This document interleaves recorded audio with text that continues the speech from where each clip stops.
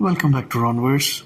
My name is Ronnie, and today I'm reviewing the Storm Collectibles Goro from the 2021 Mortal Kombat movie. When I was growing up, Mortal Kombat wasn't just a game, but it was part of daily conversation for the kids. I wasn't into one-on-one fighting games much. I still am not. But when the first movie released in 1995, it was a life changer. Maybe by today's standard, the CGI would seem dated.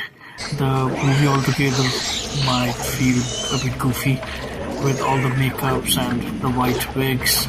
But at that time, it was something else. To make it easy for you to understand, this movie earned 122 million at a budget of 20 million in 1995. So my favorite character from that movie was the awesome Goro. If you compare that one to the new movie Goro, the new one pales in comparison. Because firstly, the old one was one animatronics over a real guy and felt a lot realistic, even with its flaws. And on the other hand, the new one felt more fierce and bigger. But if you notice the movements and the details, then you'll see how half-heartedly it was made. Most of the muscle details, especially the space around the four underarms and ribs and obliques, or the overall skin texture, didn't even look like it was finished yet. Very disappointing. But on the other hand, what Storm Collectibles did with that design is commendable. Let's go to the details now. Okay, firstly, the packaging is just a usual window box packaging with all visible accessories and pretty product shots on the back. So, nothing special. I give the packaging a 7 out of 10. Okay, so sculpt wise, this figure has a lot more details than you can find online about the new movie Goro. With those limited details, as always, Storm Collectibles stormized. I just made that word up. Stormized the design, and in this case, unlike their Lobo with the big birthing hips, this one worked beautifully. I just checked, but I'll check it again. Goro stands 27 centimeters, so which is around 10 and 5/8 an inch. Goro is supposed to be like 8 feet 2 inches, and this comes out to be 10 feet 7. But then it's Storm Collectibles.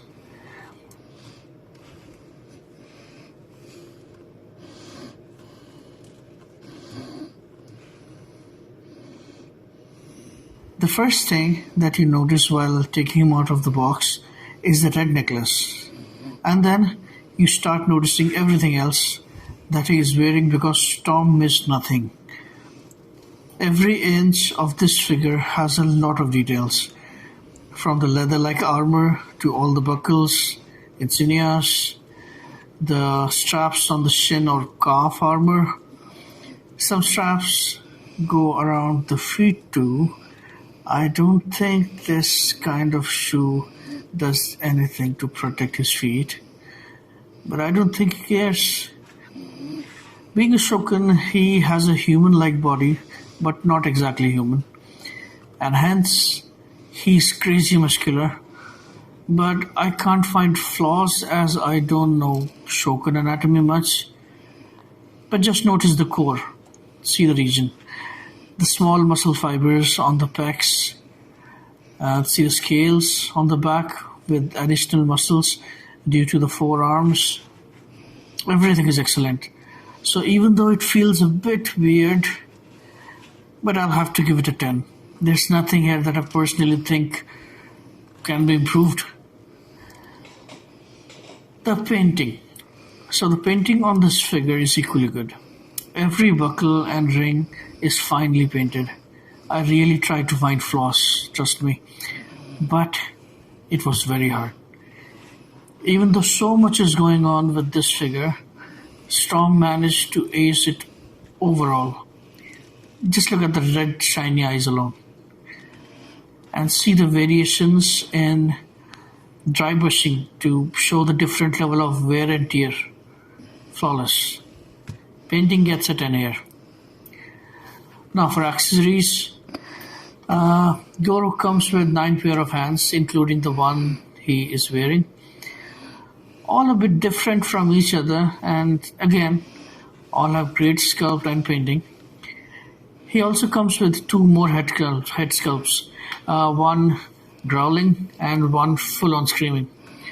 I love the screaming head the most. I do like the neutral head too, but mine has a shining dot on the forehead, like a pimple.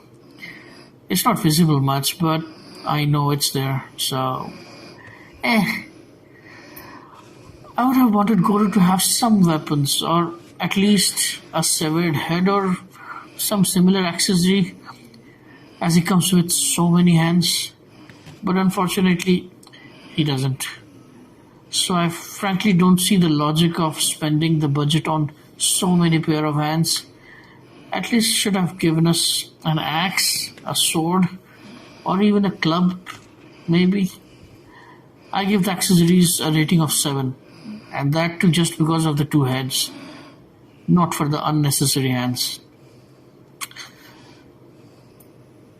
Articulation is pretty decent on him, even though he is a very big guy or creature.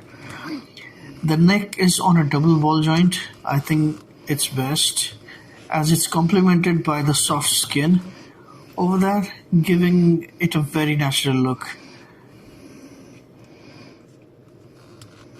The butterfly joint is decent. The shoulder goes up pretty well. The double jointed elbows has a pretty good bend. Again, we need to consider that he probably has a 30-inch biceps, so it's a decent bend. Bicep swivel, wrist rotates and hinges. Have to be a bit careful with wrist as it tends to pop out. Okay.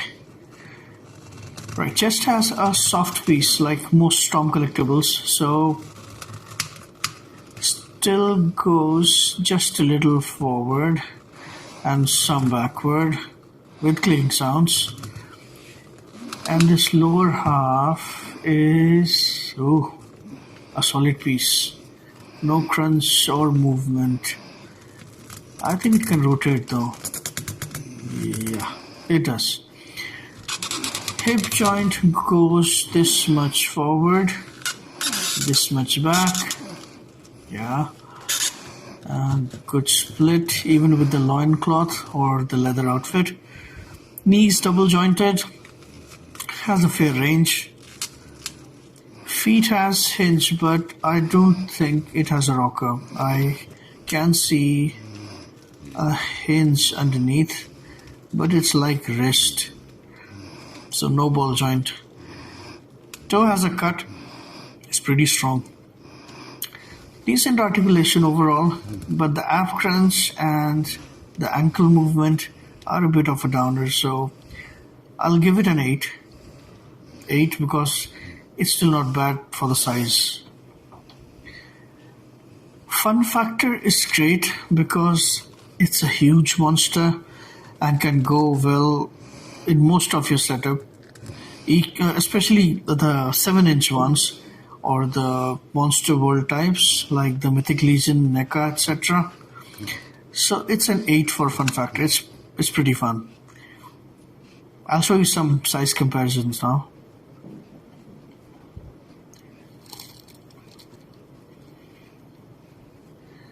Right, so for the value of money, the value for money, like most Storm collectibles, it's way bigger than average 1/12. It has a lot of plastic, a lot of details, and a great shelf presence. So for around $105, or like I bought it from AliExpress for around $145 with shipping, because I wanted it early. I added the link in the description, by the way. I think it's pretty worth, considering SH Figuarts and Mayfix land up at the same price point with half the size For me, it's 9 for the value of money. Overall, it's a great figure, big and detailed. It does have small flaws, so I give the overall as 8.5. Actually, I'll give it a 9. To support my channel, please like, subscribe and share. Also, click the notification button as I'll be posting a lot more videos going forward. Thank you for your time. Hope to see you again.